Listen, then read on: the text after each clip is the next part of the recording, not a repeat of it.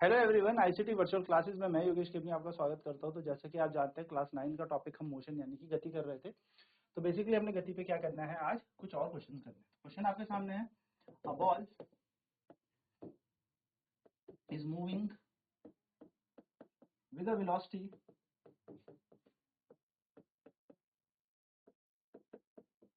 Of 20 metre per second after 5 second its velocity becomes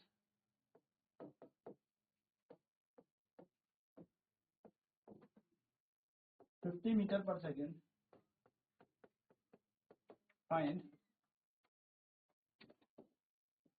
find the acceleration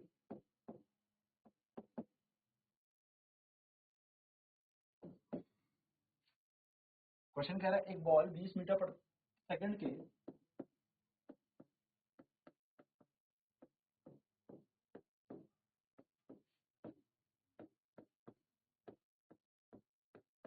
वेग से चलती है। 5 सेकंड के बाद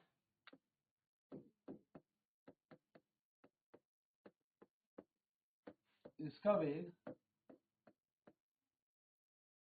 50 मीटर पर सेकंड हो जाता है।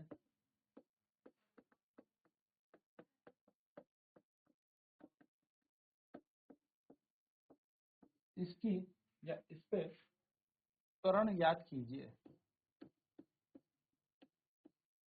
इसका त्वरण ज्ञात कीजिए। तो हमें एक्सेलरेशन निकालना है। सॉल्यूशन हम लिखेंगे इनिशियल वेलोसिटी ऑफ बॉल, कि एक बॉल जो चलती है उसका प्रारंभिक वेग क्या है।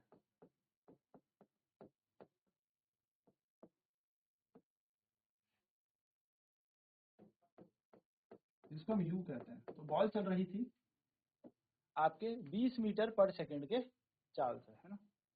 प्रारंभिक 20 मीटर पर सेकंड है।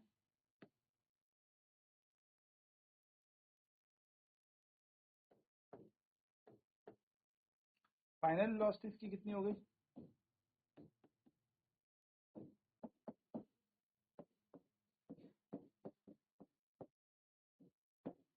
अंतिम वेग जो v है वो हो गया 50 मीटर पर सेकंड।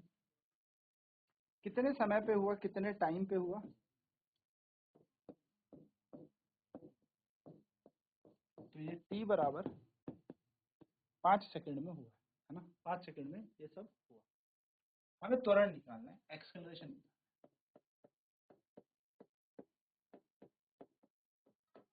त्वरण हमें ज्ञात करना है। तो हमें पता है according to first equation of motion, यानी कि गति के पहले समीकरण अनुसार v बराबर u प्लस ए टी होता है ना। गति के पहला समीकरण क्या कहता है? v equal to u plus a t. तो v का मान कितना दे रखा है? 50, u का मान दे रखा है 20, a हमें निकालना है और t का मान दे रखा है 5 सेकंड में। तो 50 माइनस 20 बराबर 5a। सॉल्व करेंगे तो बन जाएगा 30 बराबर 5a, और a का मान आ जाएगा 30 बटा 5, यानी कि 5 कम 5 5 के 30। a का मान आ जाएगा 6 मीटर पर सेकंड स्क्वायर। ये आपका उत्तर बन जाएगा, यानी कि आपने त्वरण निकाल लिया 6 मीटर पर सेकंड स्क्वायर। तो सिंपल सा ये क्वेश्चन है। करना क्या है, आपको सबसे पहले गिवन डाटा लिख लेना है कि आपको दिया क्या क्या है, और गिवन डाटा के अनुसार हमें सिर्फ वैल्यूज लिखनी है। जैसे एक बॉल है जो 20 मीटर पर सेकंड के वेग से चल रही है। 5 सेकंड के बाद इसका वेग 50 मीटर पर सेकंड हो जाता है। आपसे पूछा इसका त्वरण क्या होगा, एक्सेलरेशन क्या होगा। तो एक बॉल 20 मीटर पर सेकंड के वेग से चलती है 5 सेकंड के बाद इसका वेग 50 मीटर पर सेकंड हो जाता है। इसका त्वरण ज्ञात कीजिए। तो प्रारंभिक वेग हमें दे रखा है कितना, u 20 मीटर पर सेकंड। 5 सेकंड के बाद यानी कि टाइम 5 सेकंड है, फाइनल वेलोसिटी कितनी हो जाती है, 50 मीटर पर सेकंड इसकी हो जाती है। कुछ भी नहीं करना, त्वरण निकालना है, एक्सेलरेशन निकालना है।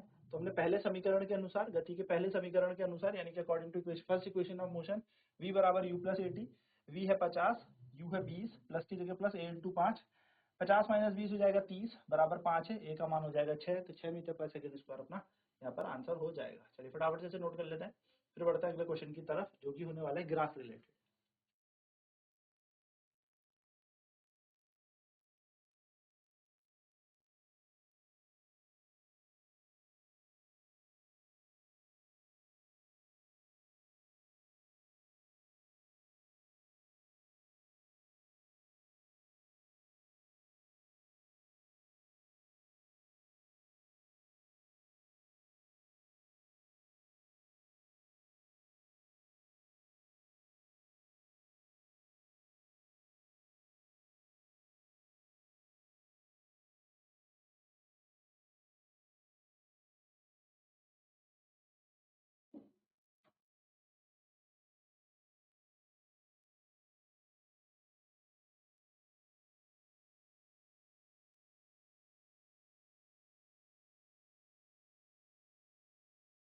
चलिए अब हम ग्राफ रिलेटेड क्वेश्चन करेंगे।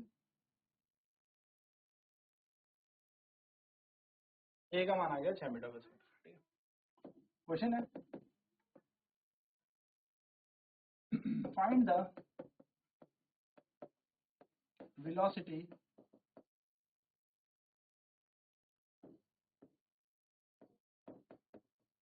यानी कि वेग ज्ञात कीजिए। ठीक है, आपको एक ग्राफ दे रखा है, आपको उसका वेग निकालना है, यानी कि इसका वेलोसिटी निकालनी है।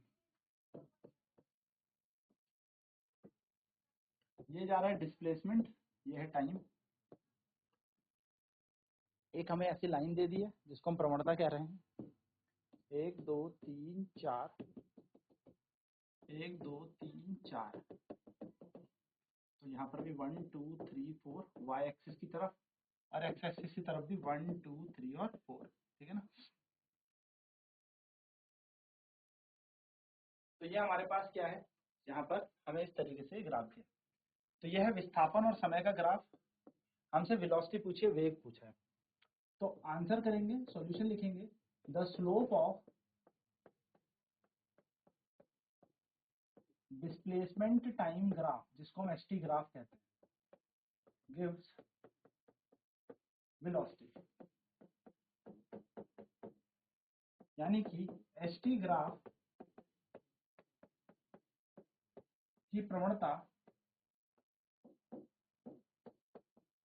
एसटी ग्राफ की प्रवणता हमें वेग देती है। एसटी ग्राफ की प्रवणता हमें वेग देती है। ठीक है, तो हम क्या करेंगे, प्रवणता निकालेंगे। प्रवणता कैसे निकालते हैं, स्लोप कैसे निकालते हैं, तो स्लोप के लिए हमारे पास फॉर्मूला है या तो m बराबर y2 minus y1 upon x2 minus x1। ये हमारे पास क्या है, प्रवणता का सूत्र है, स्लोप का फॉर्मूला। ना y2 क्या होता है, y1 क्या होता है, x2 क्या होता है, x1 क्या होता है। जहां से हम चलते हैं वहां के कोऑर्डिनेट, वहां के निर्देश तंत्र होते हैं x1 y1, और जहां हम पहुंच जाते हैं तो x में हम कितने चले गए आगे, 4, और y में हम कितना ऊपर हैं, 4। तो 4,4 हमारे यहाँ के क्या बनेंगे, कोऑर्डिनेट्स बनेंगे। चलिए वैल्यूज को पुट कर देते हैं। तो y2 का मान है 4, y1 का मान था 0, x2 का मान देखेंगे तो x2 का मान भी है 4, और y1 का है 0। तो यहाँ पर बन जाएगा 4 माइनस 0, यानी कि आप देखेंगे m बराबर जो स्लोप है वो आ जाएगा 4/4, यानी कि 4/4, जो कि कैंसिल होकर कितना बन जाएगा, 1। m बराबर कितना आ गया, 1। ये स्लोप आ गया। अब स्लोप ही तो, यानी कि यहाँ पर जो प्रवणता आपने निकाली है वही तो वेलोसिटी है, वही तो वेग है, यानी कि 1 मीटर पर सेकंड इस ग्राफ की क्या आ जाएगी, वेलोसिटी आ जाएगी 1 मीटर पर सेकंड। ये हमारा आंसर आ जाएगा इस क्वेश्चन के अनुसार। तो स्लोप याद रखेंगे। स्लोप कैसे निकाला जाता है, y2 minus y1 upon x2 minus x1, यदि हमें निर्देश तंत्र पता हो। चलिए नोट करेंगे इस क्वेश्चन को।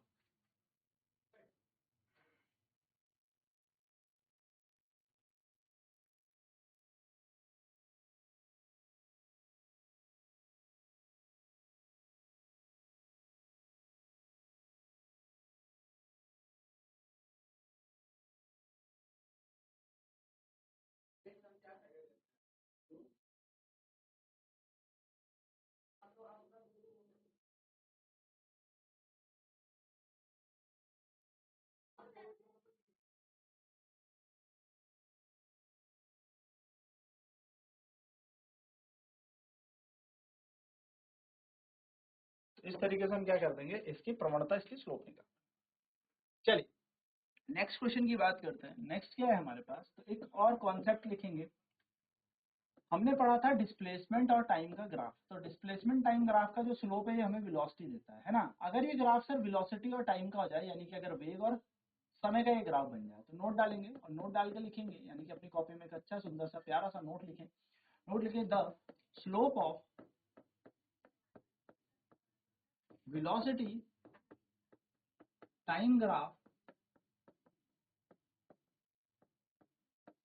gives acceleration. यानी कि अगर आप स्लोप की बात करूं, विस्थापन समय ग्राफ के प्रवणता की बात करूं तो वेग दे देगा, और वेग और समय की बात करूं तो हमें त्वरण मिल जाएगा। ध्यान से समझना मेरी बात को, अगर ये डिस्प्लेसमेंट है और ये टाइम जा रहा है तो इसकी स्लोप वेलोसिटी बताए। याद रखना ये विस्थापन है, समय है। लेकिन अगर वेग और समय का ग्राफ हो, वेग और समय का ग्राफ हो और इसकी प्रवणता हो, तो ये त्वरण बता देगी। सिंपल। तो आपको क्या चेक करना है, सबसे पहले ग्राफ किसका है। सबसे पहला आपका काम ही यही है कि आप उस ग्राफ में क्या चेक करेंगे कि ये ग्राफ जो है ये किसके बीच का ग्राफ बना है। क्या ये विस्थापन समय का ग्राफ है या ये वेग और समय का ग्राफ। आपको क्या चेक करना है, is the graph is of displacement and time या is the graph is of velocity and time. यदि विस्थापन और समय का ग्राफ है तो प्रवणता क्या बता देगी, वेलोसिटी बता देगी। यानी कि इसकी जो ढलान है या जो आप स्लोप कहते हैं, ये आपकी वेलोसिटी वेग को दर्शाएगी, जो हम अभी तक कर रहे थे। और अगर हम बात करें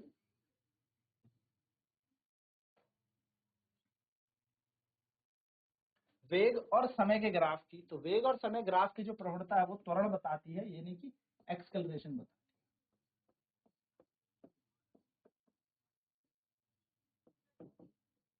ये आपको याद। चलिए अब इस पे क्वेश्चन करेंगे। क्वेश्चन है, अच्छा इसको हिंदी में भी लिख लेते हैं।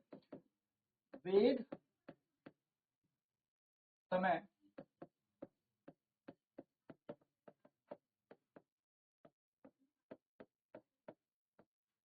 ग्राफ की प्रवणता हमें त्वरण बताती। ठीक है, जैसे क्वेश्चन इस पे था,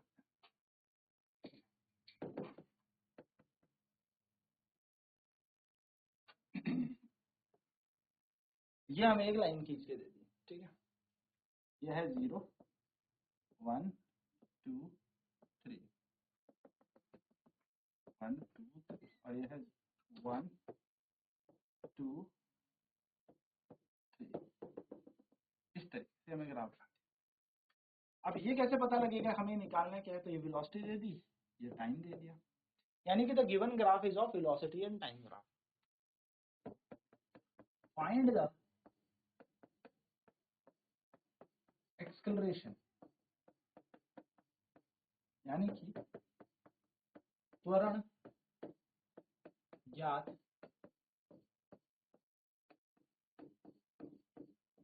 कीजिए।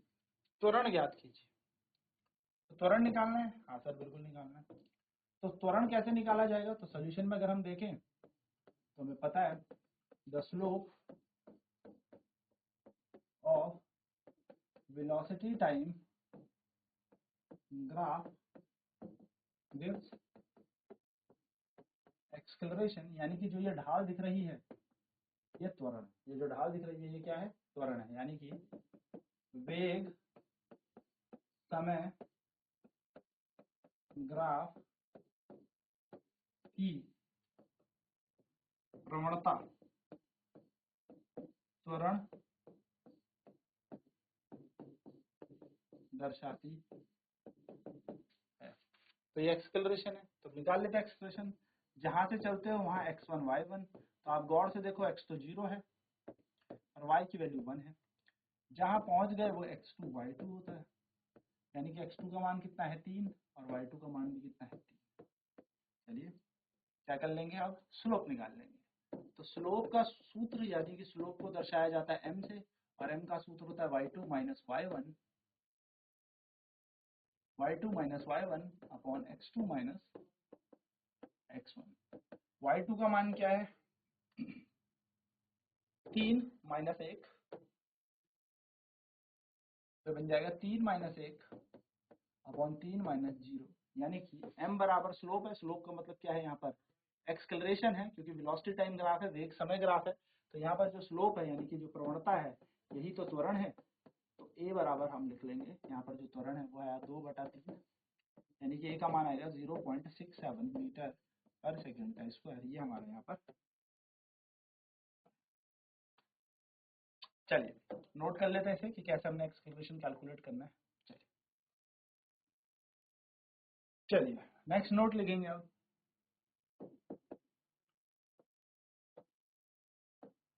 The area under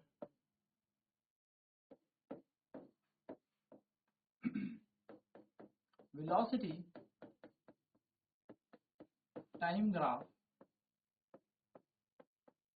gives displacement।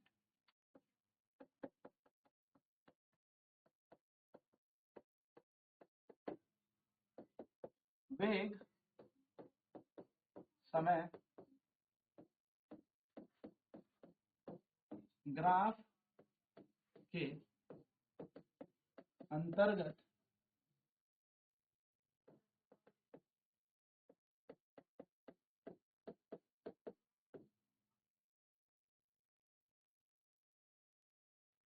मैं कहूँ वेग समय ग्राफ का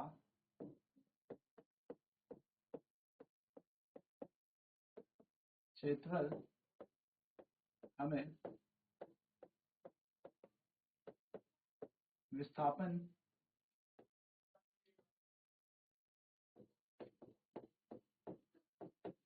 देता है।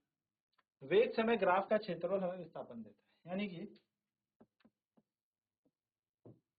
मान लो ये हमें एक ऐसा कुछ ग्राफ दे रखा है, ये वेलोसिटी है, ये टाइम है। तो हमसे पूछा है कि भैया विस्थापन बताओ, है ना। स्लोप तो हमें त्वरण दे रहा होगा, यानी कि ये जो ढलान है ये हमें एक्सेलरेशन दे रही होगी, लेकिन हमसे क्वेश्चन पूछा है कि विस्थापन बताओ, तो इसके अंतर्गत आने वाला क्षेत्रफल हमें क्या बता देगा, विस्थापन बता देगा। विस्थापन यानी कि डिस्प्लेसमेंट के बारे में। एक क्वेश्चन देखते हैं इस पे। क्वेश्चन है सेम टू सेम वही क्वेश्चन मैं बना रहा हूँ आपका भी।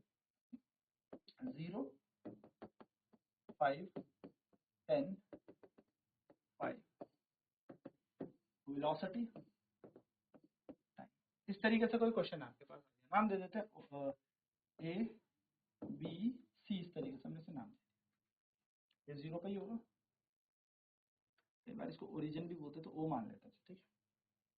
ये हमें ग्राफ दे रखा है और हमसे पूछा है फाइंड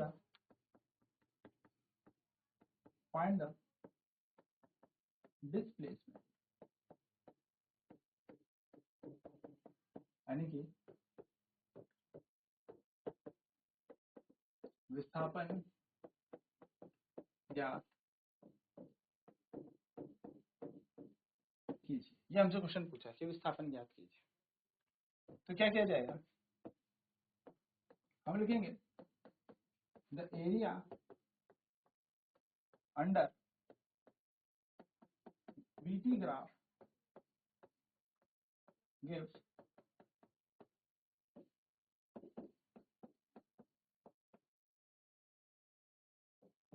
डिस्प्लेसमेंट, यानी कि वेग समय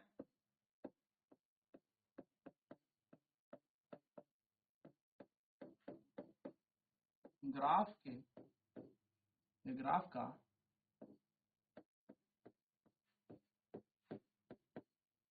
क्षेत्रफल हमें